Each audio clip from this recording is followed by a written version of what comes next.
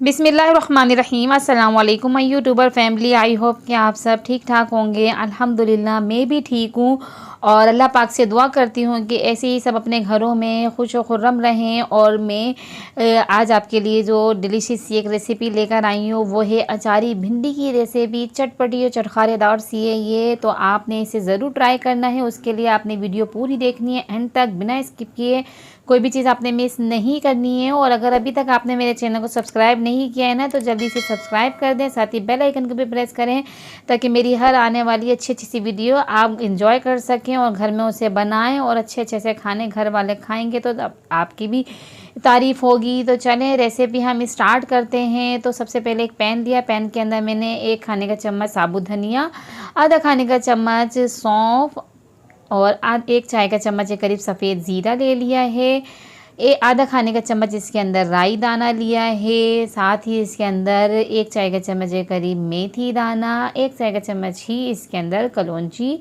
ये सारे मसाले डालने के बाद इसे हमने ड्राई रोस्ट करना है ताकि इनका जो जायका, इनकी जो खुशबू है ना वो निकल कर आ जाए और बहुत ज़बरदस्त सा टेस्ट आता है। इस तरीके से जो है ना जब हम मसालों को रोस्ट करते हैं तो बहुत ज़बरदस्त सा टेस्ट आता है। इसको तो हमने ठंडा करने के लिए रख दिया है और चलें नेक्स्ट स्टेप की तरफ चलते हैं। तो अब हमने कढ़ाई ली है, कढ़ाई के अंदर तेल डालेंगे। मैं सरसों का तेल का इस्तेमाल कर रही हूँ। 1 कप भर के मैंने तेल लिया है। आप चाहें तो पकवान भी इस्तेमाल कर सकते हैं। पहले मैंने उससे अच्छे से पकाया है तेल को, फिर थोड़ा ठंडा होने दिया।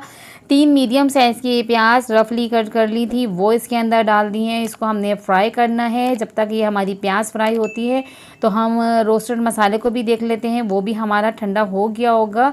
तो उसे हमें दरदरा सा कूटना है। तो ये अब हम अवन दस्ते का इस्तेमाल करेंगे। तो क्योंकि हमें इसको दरदरा सा कूटना है तो मैं अवन दस्ते का इस्तेमाल कर रही हूँ ताकि ये आसानी से दरदरा सा कूट जाए। इसको अगर हम मिक्सी जार वगैरह में पीसेंगे तो ये बारीक हो जाता है, तो इसलिए हमें इसको अवन दस्ते में या फिर सिलबट्टे पे भी आप इसको दरदरा सा पीस सकते हैं।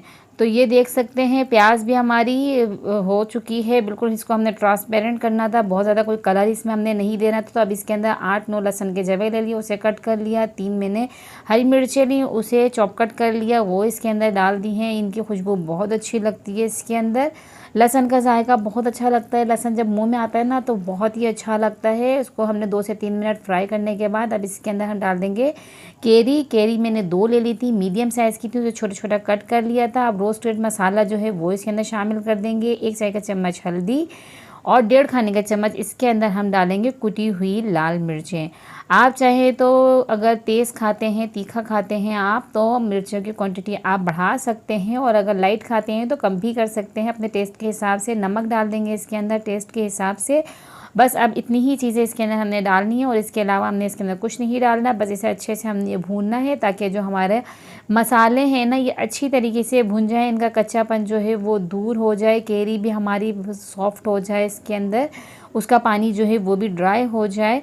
तो इसको अच्छी तरीके से हमने 4 से 5 मिनट तक कंटिन्यू चमचा चलाते जाना है, अच्छे से भूनना है, क्योंकि अगर हम छोड़ देंगे तो मसाला जलने का डर होता है। तो अब हमने इसके अंदर भिंडी डाल दी है। भिंडी मैंने 750 ग्राम यानी कि 3 पाव भिंडी ली थी, उसे मैंने अच्छे से वॉश कर लिया। थोड़ी देर उसको पंखे के नीचे रख दिया था ड्राई होने के लिए। फिर उसके बाद आप किचन टॉवल का भी इस्तेमाल कर सकते हैं ड्राई करने के लिए।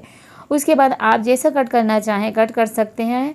तो मैंने इसको कट कर लिया और इसके अंदर डाला है अच्छी तरीके से मसाले के साथ हमने इसको मिक्स किया। अब इसको हमने कवर करना है।